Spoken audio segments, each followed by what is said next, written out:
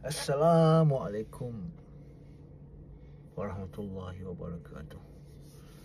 Okey, hari ni saya nak cakap pasal ada kan pertanyaan-pertanyaan daripada komen-komen di Facebook, daripada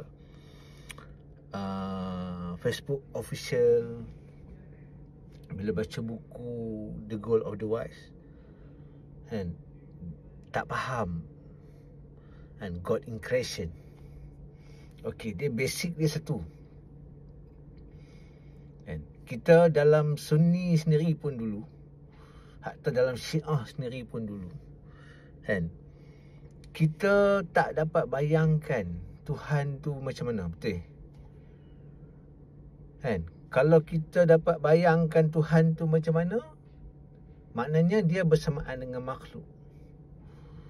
So memang tak boleh bayang kan. Kalau ada akidah kan, contoh dia akidah yang Allah kan duduk di atas aras kan. So kalau Allah duduk tu, jangan tanya macam mana kan. Allah duduk dengan cara dia, itu jawapan kan, jawapan yang tak pasti kan. Ada pula akidah yang Allah tu ada di mana-mana. Pandanglah wajah, ayat Quran tu dia tafsir di mana-mana Allah tu ada di mana-mana. Bila Allah ada di mana-mana, maknanya Allah tu bertempat juga. Dia ada di mana-mana, dia bertempat. So agama Ahmadi datang, Abu Sadiq Abdullah Hashim alaihissalam, Imam Ahmad Al-Hasan Al-Yamani alaihissalam, dalam kitab Monotheism dia meluruskan kan kebingungan kan umat manusia. Tuhan tu sebenar macam mana kan. God in creation, dia ada istilah God in creation. Sebab apa? Dalil dia kan, aku tiupkan rohku ke dalam jasad Adam. Hatta aku tiupkan rohku ke dalam jasad Adam tu bukan merujuk pada God, absolute God, bukan Tuhan yang mutlak. Dia merujuk kepada Muhammad dan keluarga Muhammad, perkataan aku. Sebab tu dalam Abu Sadiq punya ilmu dia kata kan, Al-Quran tu adalah kalam Muhammad, Muhammad yang berbicara. So bila Muhammad dan keluarga Muhammad kan, Muhammad tu adalah kotak ilmu dan Ali adalah pintu dia. So siapa yang buat kerja kan? Sebab tu dalam kitab Monotheism, kitab Tauhid Imam Ahmad kan, perkataan Bismillah, Allah tu merujuk pada Muhammad, Ar-Rahman tu merujuk kepada Ali kan. So kotak ilmu, Muhammad ni kotak ilmu, Ali pintu dia. So aku tiupkan rohku ke dalam jasad Adam. So anda fikir-fikirkan kan, perkataan tu takkan Allah yang tiup kan, takkan Tuhan mutlak tu yang tiup. So Abu Sadiq bagi tahu, gambarkanlah macam mana pun Muhammad dan keluarga Muhammad ni makam dia tinggi, tapi jangan kata depa ni absolute God, Tuhan mutlak. So bila Allah tiupkan jasad dia tiupkan roh ke dalam jasad Adam kan, so sempurna kejadian. Ayat Quran tu kata yang seterusnya kan, Allah perintahkan semua makhluk bersujud kepada Adam. Sebab apa kan, kalau Adam body kosong, tak ada bawa roh Allah, so dia tak ada apa-apa, biasa macam orang biasa. Tapi oleh kerana Allah telah meniupkan roh dia ke dalam jasad Adam, jadi jasad Adam tu bernilai. So jangan tafsirkan yang semua orang ada bawa roh Allah. Kenapa ada ayat yang lain pula, aku ingin melantik Daud sebagai khalifah Allah. So khalifah Allah ni merujuk pada pengganti Allah, pengganti wakil Allah di muka bumi. Sama kita tak boleh bayang langsung Tuhan tu macam mana. Bayangkan Tuhan kita tak boleh bayang makna Tuhan tu.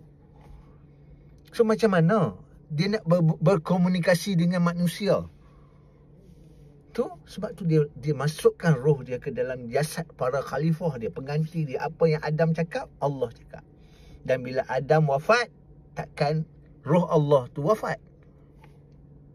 So Adam mewarisi roh Allah tu kepada generasi seterusnya, kepada Nabi seterusnya. Sampailah kan 6 Rasul Ulul Azmi. Adam tak dikira Ulul Azmi, tapi dalam agama Ahmadi Adam dikira Rasul Ulul Azmi, tapi dia langgar perjanjian yang pertama, tinggal 5 sampai Muhammad sallallahu alaihi wasallam kan, membawa roh Allah. Sebab tu orang kata Isa tu suci, boleh buat mukjizat. So, sampai Muhammad sallallahu alaihi wasallam wafat jasad kan, roh Allah tu diwariskan kepada Imam Ali. Imam Ali wafat, diwariskan kepada Imam Hasan. Imam Hasan wafat, diwariskan kepada Imam Husain. Sampailah ke zaman hari ini.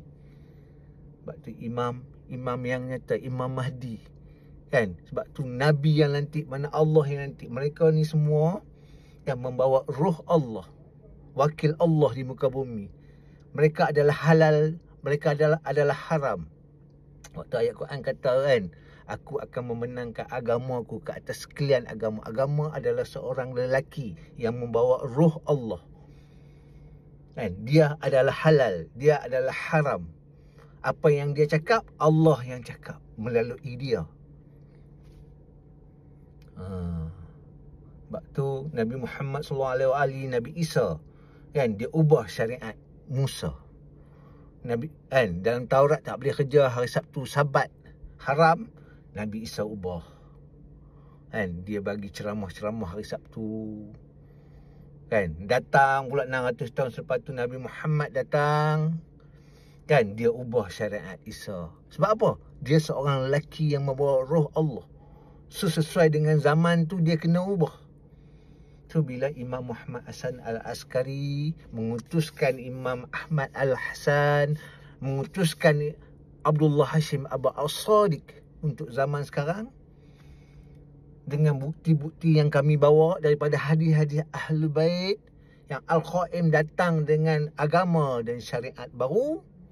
So, untuk kesesuaian kita di zaman ini bukan zaman naik unta dah. So, mereka adalah wakil Allah di muka bumi untuk zaman sekarang. InsyaAllah. Ini makna God in creation. Allah yang berbicara. Jangan anda sembah Tuhan yang anda tak pernah dengar suara dia. Anda hanya mendengar suara-suara kaldai-kaldai ulama yang bukan ahli dia, yang bukan pewaris Nabi, yang menceritakan Tuhan macam ni, Tuhan macam ni. Mereka bukan ahli dia. Sebab tu anda semua pening. Allah ada di mana-mana. Allah bertempat. So, insyaAllah semoga tercerahkan. Terima kasih.